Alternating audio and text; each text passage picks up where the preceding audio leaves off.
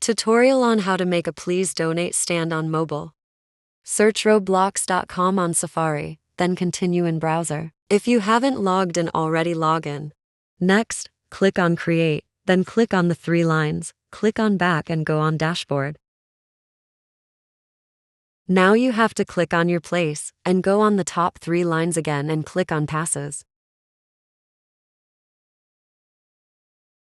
Click on Create a Pass, and if you want you can put a photo and then a name and description.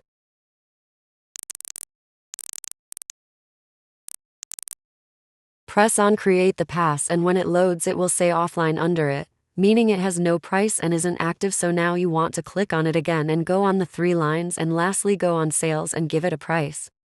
Switch the item for sale button so it's blue, but also unfortunately Roblox UG will take 70% of the Robux you get from Please Donate, so I put it as 25. I will only get 30% of the 25, so I'm getting 17 Robux instead of 25.